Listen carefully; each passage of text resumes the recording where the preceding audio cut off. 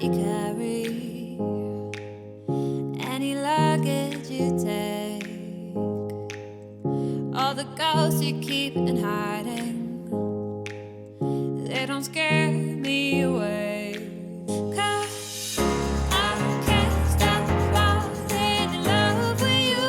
I won't stop Damek Skunaltani, or I guess I should say good evening. But yeah, I believe this is episode 4 with Sit Down with Nin'na.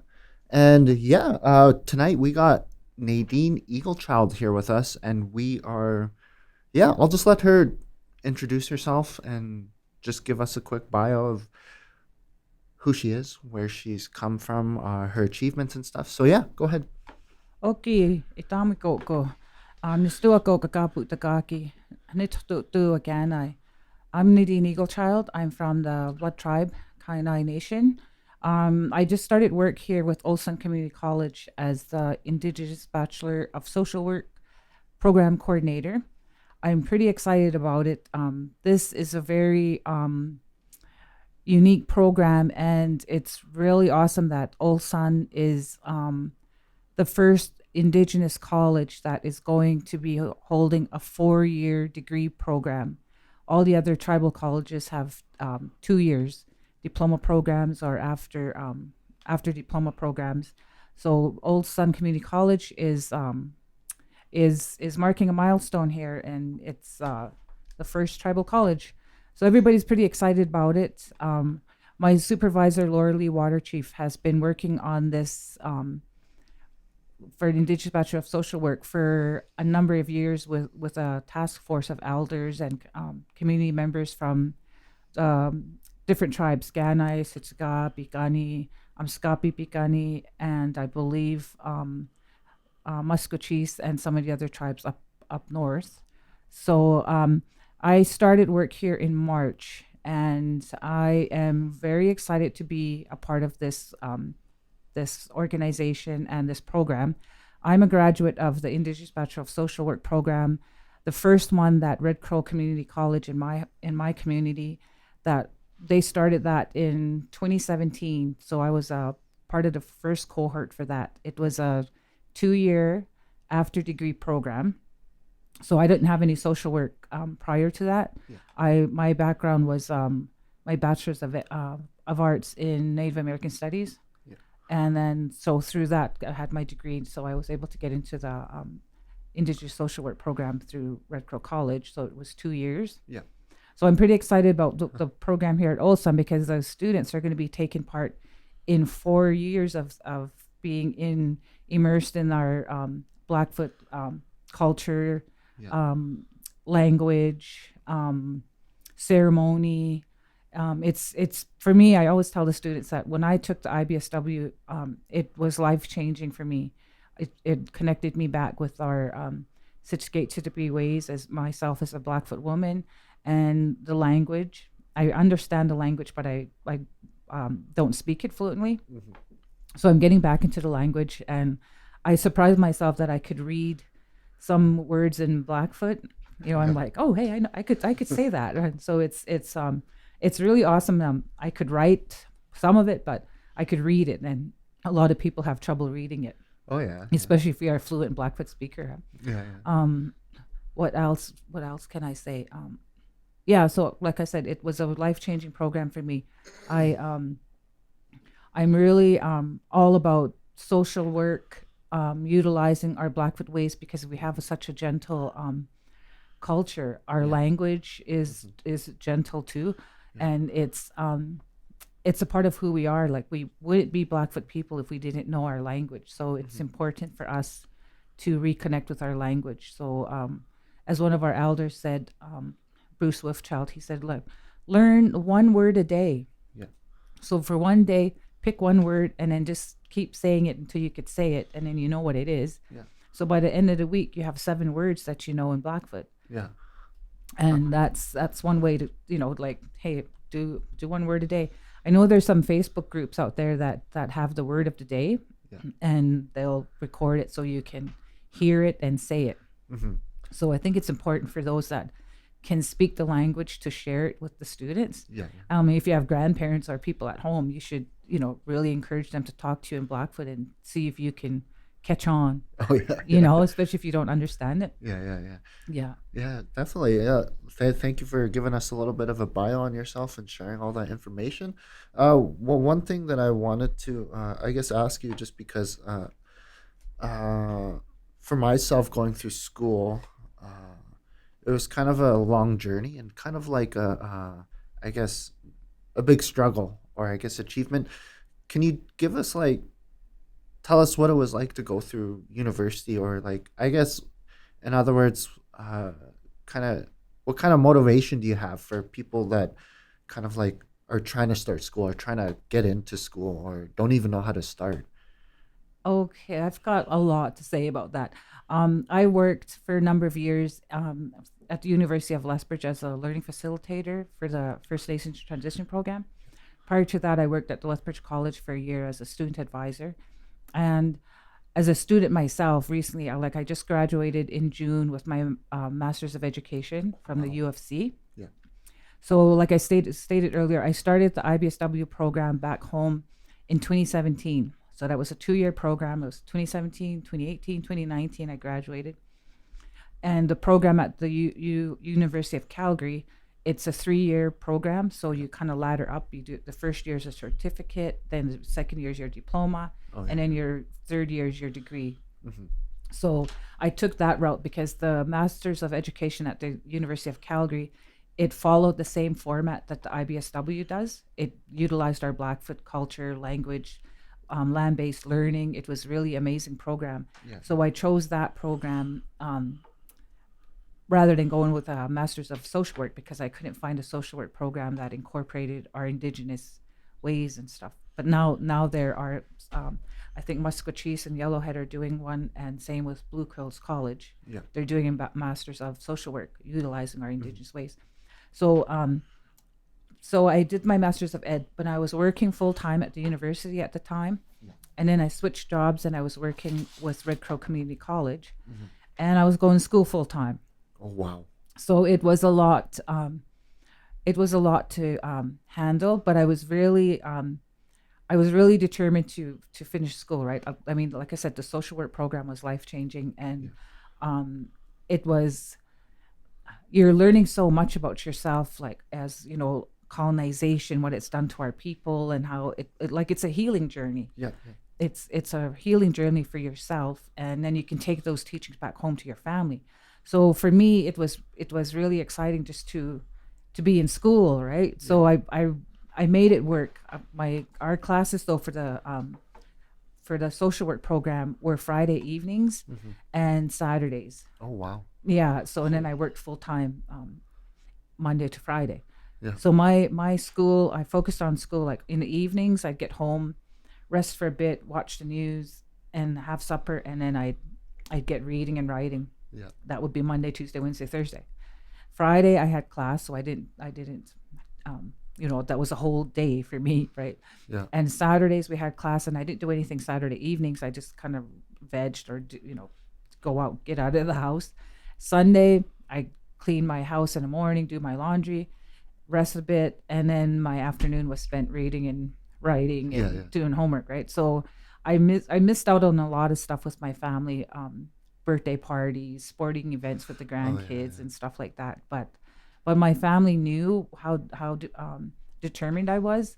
So I had already sat down with them and said, okay, well, mom, grandma's going back to school. I need you to help me.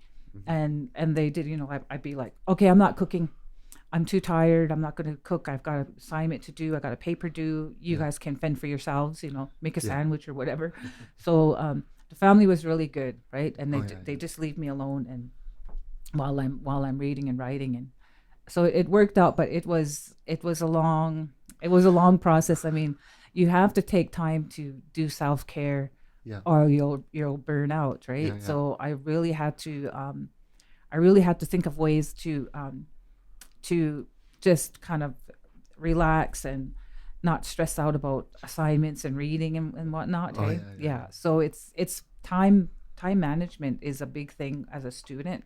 especially if you have kids. Like my kids, I'm lucky because my kids were already, you know, grown up. My son was a teenager, so he could take care of himself and he was Oh able yeah. to feed himself, right? So I know with those families, parents that have younger children, you're gonna need to find ways to balance that. But that's I'd always tell students, sit down with your kids, have an hour, a set time when you guys are going to do homework together. Because nowadays, kids have homework too. So Oh yeah. find a, set aside an area in your house, maybe the kitchen table, and your kids will sit on that side doing their homework, and you're on this side. So you're all that's time just for studying, Mhm. and then take some time where you're going to do things together, get Oh out of yeah. the house, hey, go for Yeah. a walk, right? But you got to do it as a family, because Mhm. if your family's not supporting you, it's going to be hard for you. Yeah. No. So you really need to have family involved. Like Oh if you yeah. have parents, um, I don't have parents. I say I'm an orphan. My parents passed away years ago. But if you have extended family that can help you, take your kids, especially if you have a paper that's due. Yeah. Don't procrastinate. A lot Yeah. of people that Yeah. do Yeah. that, right? I did that in my undergrad, Uh-huh. pulling all nighters, and it's not fun. Oh yeah. So um, time management is something that it's really important as Yeah. a Yeah. student, right? Mhm. I'm sure you've pulled all nighters yourself. Yes, I have. It was definitely stressful at times. I think that first year when I was in the transition program, that was really new to me because I was out of school for 4 years, and getting back into it was really hard. But I guess well, at that time I had to do it. So when I got back into it, I had a newborn son. He was, holy smokes, he was, I think, 6 months. He's 7 now. Oh So wow. yeah, he was 6 months at the time, and there were nights where I was holding him and I was reading, and then I'd be laying under his crib reading and getting my math done and stuff. So looking back at Yeah. that, I would wake up at, holy, I wouldn't go to bed till, I mean, the first year of the transition program wasn't too bad. It wasn't too grueling, and it got me used to it. But my actual program was actually those. That's when my it really started. So that's when I was started getting half an hour sleep a night. Oh. Yeah, I there was one time where I put my son to bed at 4, and I had a paper due that in like 3 hours, and so I managed to do that paper, went to school, came back, and I couldn't even sleep. I had no time to sleep, so I would like have like 10 coffees, and just that whole day I just went. I didn't even go to sleep till like 1 in the morning that Oh day, so I wow. was up for like a full 2 days. But yeah, it was quite the experience, but it was worth it though. Yeah, in the end. Yeah, but yeah, I'm sure there was times where you did that too, right? Where, Oh yeah. yeah, where it was just insanely, just like you were just so tired, and you when you look back at it and you're like, oh my god, I can't believe I stayed up so late. I can't Oh believe I did. man, yeah. I did that when I was doing my undergrad. My kids were young. My son, who at the time was, I think he was 4. Mhm, Yeah, 4. And then my daughters were teenagers, like 12, 13. So they were able to help me mhm, with my son. But that time I had to figure out a way, time that worked for me for studying. So I would get up at 5 o'clock in the morning, put my coffee on, get ready for the day, and then I'd study until it was time to wake the kids up yeah. and get them to school. Then I'd go to campus and I'd stay at campus all day. Oh yeah. Yeah, till it was time to go get the kids, and then I'd pick them up, go home, feed them. Mhm, If I had assignments to do, I'd get them. I'd make sure they do their homework, and then I go back to campus for a couple hours. mhm.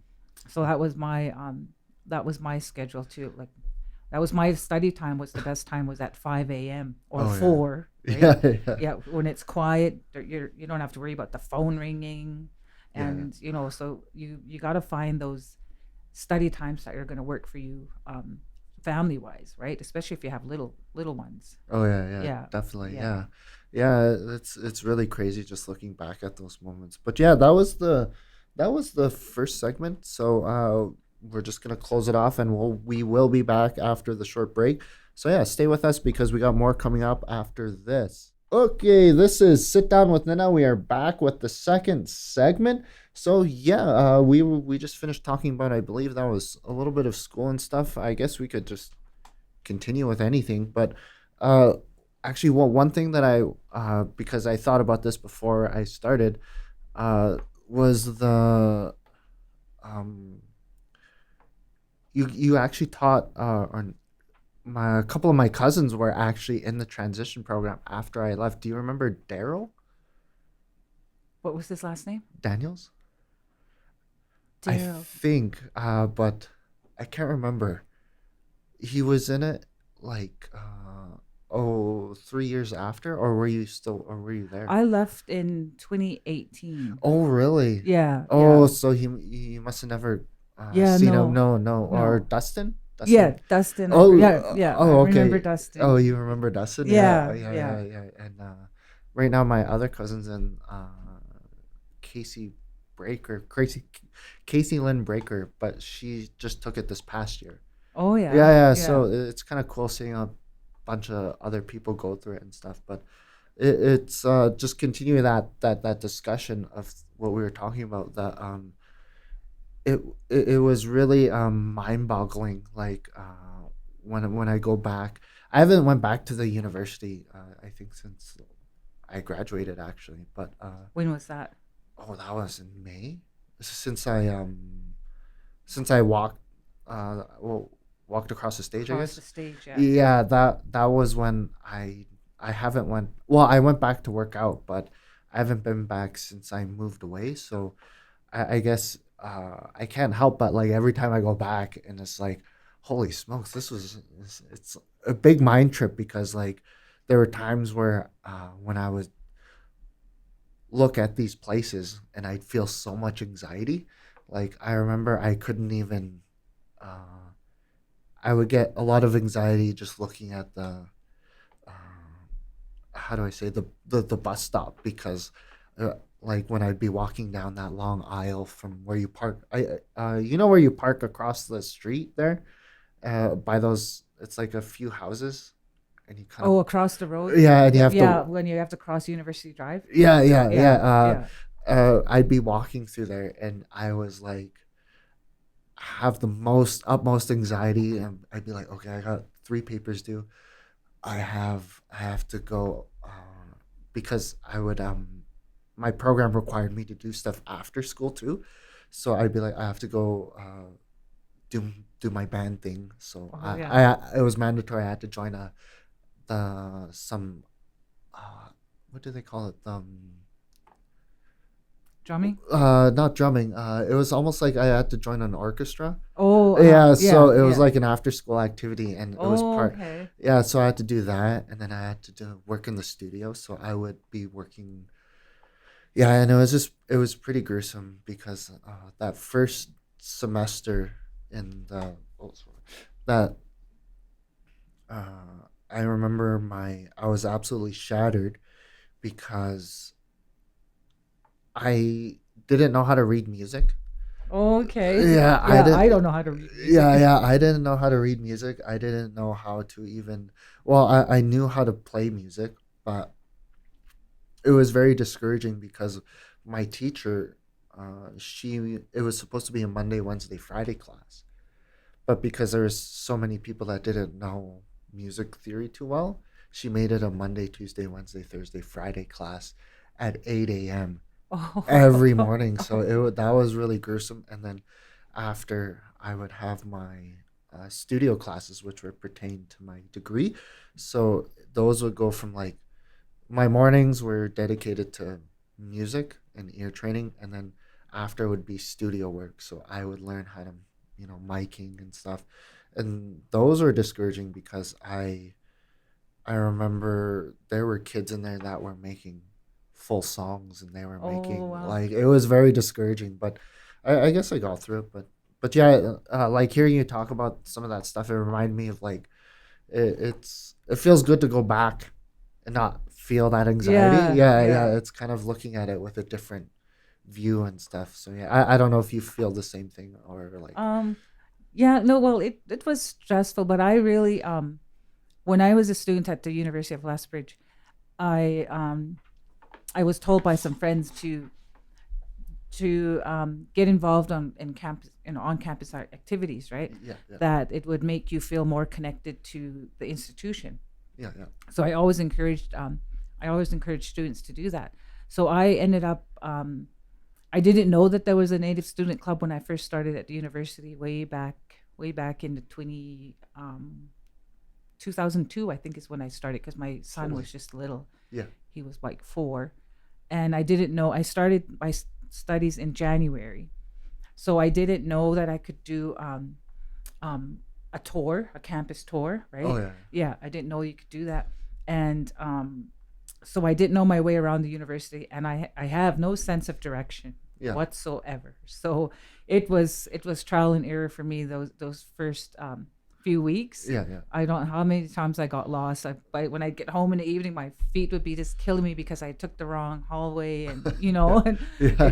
it was crazy. But I didn't know there was a Native Student Club until I met another Native student in the elevator, and she was an older student, and she asked me, we introduced ourselves, and then she said, if I've been to the Native Student Lounge, and I said, no, I didn't know there was one, right? Yeah. And she took me there, and she introduced herself. She was part of the Native American Students Association at the time. They've changed their name now, but NASA Student Council. Oh yeah, yeah, yeah. So through her name was Elizabeth. Through her, I got involved on student council. Yeah, I yeah. was just a counselor at large at first, Hmm. and then my first year, that's what I sat on as counselor at large. My second year, I ended up as vice president. Hmm. I think in my third year, I ended up as president. Yeah. And but I think for me, being involved on campus stuff, because we'd be planning activities for the students, right? Yeah, And then yeah. we planned Native Awareness Week. That was one of the big planning things we did for the year. Oh yeah. But I was involved on campus, so I didn't feel that anxiety like you. Oh yeah, yeah, Yeah, yeah, yeah. yeah. So, but like I did have anxiety. Like, don't get me wrong, I did have anxiety about like assignments and Oh stuff yeah, too, yeah. right? So it was just trying to find a study spot on campus where that would kind of, like, to me, like I said earlier, like find a spot where it's going to be your study space. So when you sit down at that space, hey, I'm here to study. Yeah. I'm not um, doing anything, like playing games or being on your phone or whatever, right? Oh yeah, yeah. You're in study mode, right? Uh-huh. So there's a few places on campus I found that was quiet and nobody bothered me. Oh yeah, yeah. Yeah. So I'd go. That was my study spot. Hmm. As bit like in the library too. Oh yeah. Everybody had their favorite corner or whatever. Right? Yeah, yeah, yeah. Yeah. Yeah. Yeah, yeah. The library was the place to hang out. Oh yeah, yeah. Well, the other thing too, I guess, well, this is like a main talk of all the episodes, but kind of give us, or I mean, not give us, but like I wanted to start talking about culture too, because I know some people get uh they feel disconnected, I guess, sometimes, Hmm. because I've talked to a lot of people and they feel very disconnected, or they feel very very I guess like they don't belong in a sense, to where um, they don't know how to get involved, I guess. Okay. And Yeah. yeah, yeah, and like one thing that I always try tell people is just like how to get involved, because people don't know that they can just go down to Sundance. And Yeah. yeah, Yeah. yeah, yeah. A lot of The people. Okakatsin. Yeah, yeah, yeah. People don't know that you can just show up, and there is people. I was actually talking to people that came here, and they were like, "Oh, we can just show up." And yeah, Yeah. yeah, they were saying Oh. like, yeah, they didn't. They thought it was for society members only, and so there's like I like talking about culture because it's something that is very, I guess, connects everybody, I guess, but Yeah. yeah, in a sense, though, I guess, yeah, yeah, basically, yeah. What are your kind of like experiences with culture, or like how? Because for me, recently, I just started like in 2015. I started learning more about Blackfoot culture and, being involved in more. So, like, well, what are your experiences with culture? Um, well, I think you're right about that because, like, for myself, working in the city all these years, and I've always worked with Indigenous students, I've really noticed that a lot of students don't have that connection to their culture and our Blackfoot ways, our Yeah. Siksika ways. And it's easy to lose that because you're in the city, you're not out on the land, you're not in the community. And I kind of lost my way too, being in the city. I've lived in the city in Lethbridge for I'd say almost 20 years now. Yeah, no, I think it's been 20 years now. Um, but it's really easy to lose connection with yourself. Yeah. And that's why we always made an effort to invite elders in on campus, and then for them to come, and so students could go visit. But I get what you're saying because a lot of students would be like, okay, well, I want to know this, but I don't want to know. I don't want to ask the elder. I don't want people to think that I don't know that. Yeah. Right? Like it's like you're embarrassed to say that you don't know this about your culture, right? Yeah. But you can't learn unless you ask. Yeah. And like for me, it's a lifelong learning. Learning is lifelong, especially learning about ourselves as Blackfoot people. It's a big part of who we are. It's who makes us who we are, as Yeah. it skates it to be. You have to know where you come from. One of the first things you could do is seek out an elder in your family, and if you don't know who your family is, then seek somebody out that can tell you, like, here's your dad's parents, your mother, these are their siblings, these are your relatives, because a lot of people don't know who they're related to in the community. Mm-hmm. So that's one place to start, just finding out who your family is. Yeah. So but learning about yourself and keeping that connection to your culture is really important, but you just got to ask. Mm-hmm. Like don't be shy, don't feel embarrassed to say you don't know, because Yeah. you're not the only one that doesn't know. Yeah. Yeah. You know what I mean? Yeah, Right? yeah. Yeah. Yeah, So definitely. first things first is, just asking the elder, can I sit and ask you whatever, right? Yeah. Yeah. And that's what they like. They like to share their knowledge. Yeah. Yeah. Yeah. Yeah, definitely. Yeah. Yeah, yeah. Yeah, thank you for sharing all that. And that is the end of the second segment. So yeah, come back. We'll be back with Sit Down with Nin'na. So yeah. Okay, good evening. We are back with segment 3 on Sit Down with Nin'na. We just finished talking about, I think we finished talking about school and stuff. But yeah, can we talk a little bit more about the bachelor degree program, or just give a little bit more information about what it's about? Okay. So like I said, I'm the IBSW program coordinator here at Old Sun Community College, and starting in September, the 4-year degree program is going to start. Well, actually, the first course is going to take place in end of July, early August. So the Ukagats in here, the Sundance, there's a Siksika knowledge class that's going to be taking place there, that apparently takes place there every year. So the social work program students are going to take part in that class for a couple days.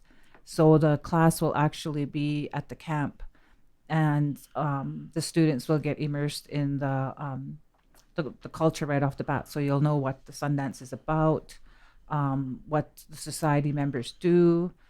I'm not sure exactly what the students are, who's going to be teaching the students, which elders are will be doing that, but it's going to take place there. So every year, this program, in the 4 years it's going to run, each summer there'll be a cultural camp.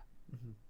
So, and that's one course. It's a block course. So a block course is 5 full days. Yeah, yeah. You need to get 39 hours per course Holy- throughout the semester, right? Yeah. So that's the whole semester. But a block course, it'll be done in 5 days.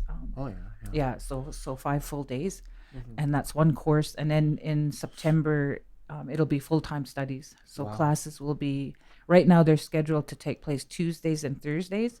Yeah. So you'll have 2 classes Tuesday, 2 classes Thursday, and then one night class. And I believe that's scheduled to be on Wednesday, but that's still kind of being worked out, the Oh, wow. scheduling depending on the instructor's availability. Yeah. But some of the courses that like I'm interested in taking some of these courses Yeah. because, like I said, the program at Red Crow College was only 2 years, Yeah. but the students in this degree program it's 4 years. So you're going to be taking Siksika knowledge courses that all programs are required to take part in that. So you're yeah. learning about your language, the culture, ceremony, doing genograms. So you'll find out like who's your family, right? You can Yeah. make up your own family tree. Uh-huh. One of the courses I really enjoyed, I can't remember what the title of it was, but it's so these courses are some of them are going to be land-based learning, like the cultural wow. camp. That's Yeah. land-based learning. You're going to be right out on the land in class. So when I started my program, our first class, well, we did our orientation at the college, Yeah. and then the second day we were out at the camp. So we were at the Akukatsin for I think 3 days, three Yeah. full days. But it's kind of tough to say, okay, this is the time you're going to be there, because when you're in ceremony and you're at the camp, there's no set times for when the ceremony is going to take place. It's just like when the elders are ready, when it's time. Oh, yeah, yeah. So we were told, like, be prepared. You might have to be here longer than you're expected to be. Yeah. But everybody was fine with that. It was really nice being up there. So we had our classes took place in the Red Crow College teepee. Yeah. So in this case, I think Old Sun College, Community College, will have their teepee. And Oh, really? so we had our classes in the teepee. What everybody just brought their own chairs and Oh, yeah. like snacks and whatnot. Hey? And of course, I had my fan. It's always really odd, right? Yeah, yeah. Anyway, so our classes were right there out on the land. And when I took my program, we our group had the opportunity to feed the Kanatumi tags, the brave dogs. Oh, yeah. And I hadn't seen them dance for years. Yeah. My parents were part of the Sundance years ago when I was growing up. So I grew up at our Sundance in Ghana. So I have seen the ceremony, but of course, as a child, you don't pay much attention to it, right? So, Oh, yeah. but I do remember some stuff, and we always watched the horn, the eight skinheads dance out of the center teepee. Oh, yeah. So that's familiar to me. Yeah. But my I hadn't gone up there for years. I just felt that disconnection because my dad had passed away, and I just felt like I had no place to go when I went up there. Yeah. But I have a lot of family that's still part of the Sundance. My nephew, Roger Prairie Chicken, is still a member of the Eat Skin X back home. So I do have a place to go, like at a camp, right? I just didn't feel like all these years that I was away that I belonged, right? Oh, yeah. It wasn't until I took the social work program, the Indigenous Bachelor of Social Work program, where I reconnected with that part. Yeah, so yeah. now I'm okay, like you stated earlier. Like some people don't know that you could just go to the Sundance. Yeah. Or we're told not to say Sundance. The Akukatsin. Oh, yeah. The elder said, "Don't say Sundance. It's Akukatsin Yeah. or Circle Camp." Yeah. So so a lot of people don't know that you could go. You could just go. Like back home, we have non-native people that just come. But they're told strictly no pictures, don't film anything, right? Yeah. And people do watch them, right? Mm-hmm. So we have people from all over that come to the Akukatsin. You can come. It's not by invitation. Just seek out some community member. Like I have a friend back home. Yeah. Remember Andrea Glover, our librarian? Oh, yeah. She comes out to the camp. Oh, really? That's crazy. Yeah, she comes out. Yeah, she's a big part. Like she still keeps in touch with a lot of the students. Yeah. Yeah, Oh, yeah. So she's everybody just loves her in the community. So Yeah. she goes out. She Oh goes out yeah. to the Huh. Akagatsin. And yeah, so you can go out there and just be mindful of protocol, right? Yeah, yeah. Especially women, because I've seen women dress provocatively, and then you're having to tell them you got to put on a jacket or cover your legs, Yeah. like um, so be mindful of protocol. If you don't know what it is, ask Yeah. somebody. Like I said, elders are so open to sharing their knowledge. So if you don't know, like I remember at the university, a student came up to me and said, "I want to um, I want to find out. I want to learn how to smudge. Is there a ceremony I have to go through Yeah. to smudge?" And she was all concerned. There was a young girl, and I said, "Well, as far as I know, you don't need to." But one of our elders that was on campus that one day during Native Awareness Week, and I was telling him, "Oh, there's a student that was asking this," hey? And he was going to get up and talk. So I said, "Do you think you could talk about smudging?" Yeah. And because some students are concerned about, like, do they need to be given rights to smudge and whatnot. He said, "Oh, okay, yeah, I could talk about that." So he talked about it. He said, "Well, you don't need um, there's no ceremony given to you, but," he says, "but I'll show you how to do it." So he brought the smudge bowl out, and then all the students gathered around. There was a lot of non-native students too, and they gathered around him, and then he showed them how to light it and stuff. Mhm. And then he said, we use sweetgrass. Some people use sage. Yeah, yeah. It just depends on where you're from. Some people use cedar. Oh yeah. He said, "There's no whatever your community uses, then that's what you use, right?" Yeah, yeah, yeah. So after he showed the students how to do that, he said, "Okay, now you've been given the rights to smudge. You can smudge now." Like Oh, yeah. jokingly said that, Yeah. but he was. I thought that was really important because, like, I was telling her, well, just ask. Yeah, Like, yeah. the elder will be more than happy to share Oh yeah, share yeah, what yeah. what they know. Yeah, so it's being like, try not to be shy when you're going to approach somebody. Oh yeah. If you don't know what to do, like, if you know an elder, if you're friends with an elder's grandchild, or Yeah, yeah. or your best friend has grandparents, but you don't, ask your friend, can is your mom or your dad, can they show me this, or are they Yeah. knowledgeable about this, right? Yeah. And then they could kind of be your go-between, Oh yeah, and yeah. kind of connect you, right? I know here the elders are really awesome. I just met Herman, Yellow Old Woman, and Ruth Oh, Ruth Scoutlock. Scoutlock. Oh Ruth yeah, Scoutlock. And I just love Ruth. She's so welcoming. Hey, yeah. she Yeah, she is. Yeah. I went down to talk to her, and I smelt her smudge burning, and I went down to talk to her, and she was really happy to see me, and she was saying, if you ever want to smudge, just come down here when I'm, come to the office. But I brought my smudge box. I was asking, can I smudge in my office? And they said, yeah, you could. So I got my smudge box upstairs. Oh yeah, yeah. But it was nice visiting with her, and we just got to talking about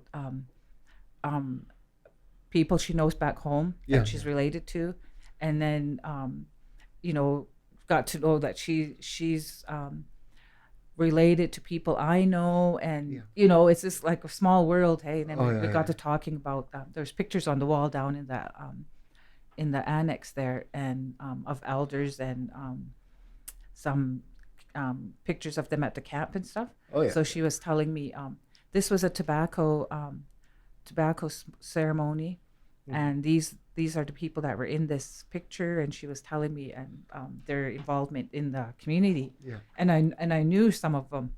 I was like, wow, this is just a small world. Like, Yeah. we used to come here a lot when I was growing up. My dad was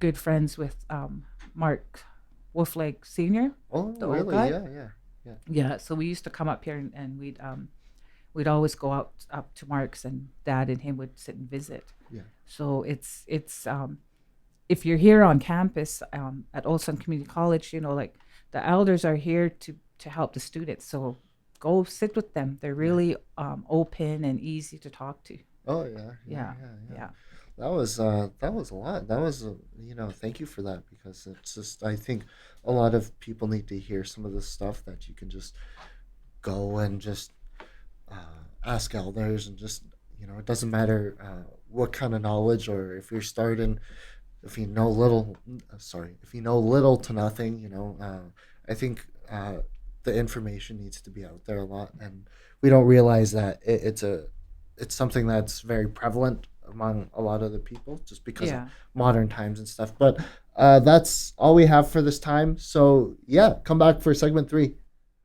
Okay, we are back with the fourth segment of Sit Down with Nin'na. We are here with Nadine Eagle Child, and yeah, we just finished talking about some cultural stuff, and I think this is a good time to bring up, sorry, the idea of, I guess, alcoholism, and how it affects, I guess, how it affected us throughout the years, and how it affects us now, especially with not only alcohol, affecting culture, but how drugs affect the community. And I guess, well, I guess you could start off the discussion by just giving your thoughts on that, or just, yeah, yeah, Um, that's a pretty good thing to discuss, because with the social work program, students are going to be immersed in our Blackfoot culture. Like I said earlier, it's a gentle. We have a gentle culture, gentle language. We are very empathetic and compassionate people, and I think that's something that's lacking in the social work in Western dynamics of social work. yeah, So students that are going to be involved in this program, they're going to be, like I said, right from the beginning, they're going to be taking um, Siksika knowledge courses. So one of the classes you'll be taking is Siksika origins. yeah, So like the history of Siksika, Sitpi or Siksika. mm-hmm. You'll be taking a class, introduction to Siksika spirituality, Yeah, which I think our lack of spirituality is a big reason why we have so much issues with alcohol and the opioid crisis that's happening right now, because we're losing so many of our youth to this opioid crisis. This drug is just, it's just wreaking havoc in every indigenous community. So this program, the IBSW, is really amazing. I mean, I'm going to tell you, it's a life changing program, yeah, because it takes you on a personal healing journey. yeah, um, when I took my program, I didn't realize that I had mommy issues. yeah, In saying that my parents were both alcoholics, and my mom had left when I was like 12. So my dad raised myself and my younger sister. So I kind of ended up being the caregiver to my dad, because he was like 72 years old at the time when or 71 when mom left. And my sister, I was 14 maybe, and my sister was 2 years younger. So I ended up being the caregiver to my dad, and then my like mommy to my sister. yeah, So I had to take on this adult role at that young age. But through the social work program, um, you take all these different courses, and you have to take a look at yourself, right? It makes you take a look at yourself. So you go on this healing journey, and and there's a lot of writing. mm-hmm. You have a lot of writing to do in the program, but you have that time, that opportunity to write about your own personal experiences. Yeah, So how is your experience going to help you as a social worker dealing with certain situations, in the out there in the world, right? yeah, And the knowledge that you're learning, how are you going to use your experience to help somebody out? How, so you're going to do it in a good way. yeah, um so that's something that Western social work doesn't take into consideration. yeah, So as Indigenous social workers, you're gonna have that experience, and you're gonna have that background that's gonna really help you um, moving forward in this program. Yeah. So it's really good. So one of the courses, and I'm just getting familiar. Like I said, I just started this job, and I'm just getting familiar with the course outline too, and the courses that students are going to take. Yeah. Yeah. But one of the courses that they're going to be taking is it's on addictions. Yeah. So the title of this course is changing human thought and behavior and revisioning addictions. So you know, being a social worker, dealing with people's addictions and stuff is a big part of why some people are in the situation they're in, right? Like why we have so much. It's not just well, addictions in general, not just focusing on alcohol and that, but addictions in general. That's why we have so many of our children that are in foster care. Yeah. Because the families have that intergenerational trauma. It Yeah. hasn't been dealt with in that family. Yeah. So it's just a cycle. It just keeps going. Yeah. You're not dealing with it in a healthy way. Mm-hmm. But the courses you're going to be taking in the social work program, they're teaching you how, first of all, you're going to learn about colonialism is, I Yeah. can't even say that word. How did residential schools get us to where we are right now? Mm-hmm. Like, because that's a big part of our history. Yeah. Residential schools. That's where everybody got into the alcohol use, coming from all the horror that they experienced in the schools, sexual abuse, abandonment, the beatings. You could go on and on about it. So it's I'm not surprised. Speaking with some elders that have been that experienced residential schools right from when they were like 4 or 5 years old and getting sent off for 10 years. Oh, yeah. And I've spoken, we've had elders back like at the U of L who came in and talked to the students about their experiences in residential school. Yeah. Yeah. And one of the elders talked about the sexual abuse some of the guys went through at that school. Mm-hmm. And he said, some of those guys that I went to school with, and you knew who was sexually abused, he said a lot of them ended up on the streets and lost themselves to alcohol, because it was so horrible what they went through. They can't deal with it. Yeah. So that family, that parent is carrying on that trauma with their family, and they're not dealing with it, right? It's like, well, how could you deal with it if you don't know how? Yeah. Right. So with the social work program, you're going to learn how to you're going to learn about the trauma your ancestors went through, your parents, your grandparents, and you'll see what all the trauma colonialism brought, and then which led into residential school, which then led to lateral violence that's really prominent in our communities right now. Not just Indigenous communities, but it is kind of thought of as a Indigenous issue, the lateral violence. Our people are so good at dishing it out to each other because that's what they learned in residential school. It's the nuns. My sibling said the nuns would pick a kid to pick on to harass on each day, and if the other students didn't pick on that student, then that student who didn't want to, that could be your best friend, or your cousin, and you have to pick on them. And if you didn't, then the next day that you might be the target. The nun would say, okay, well, you didn't do this, we asked you to. Right. So that lateral violence was learned in those schools, and then so that trauma, and then you're taking it back home, and it's just like you're throwing a pebble in a pond, and then you have that ripple effect, and it's getting bigger and bigger and bigger.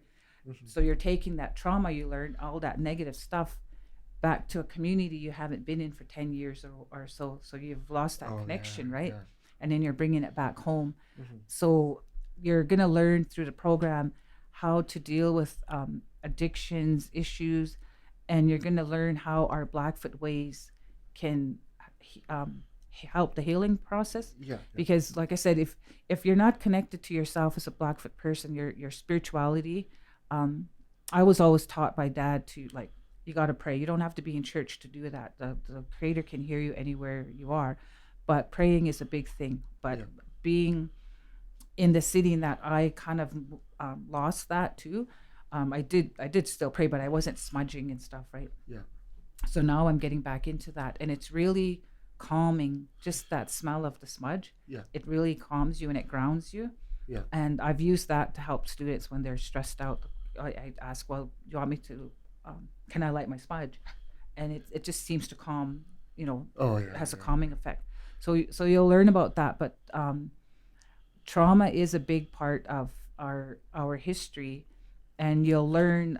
Like I said, going through this program, you're going on a healing journey, Yeah. and then you can go back home and teach your children, your grandchildren, your parents, your family.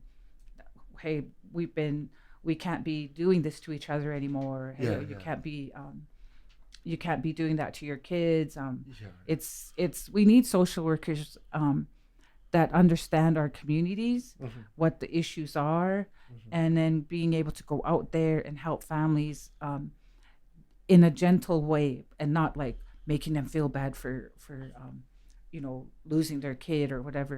Yeah. Yeah. You just have to help them get help for themselves, and then help them work on getting their family back together. Yeah. And doing it all, you need ceremony, you need Yeah. spirituality, right?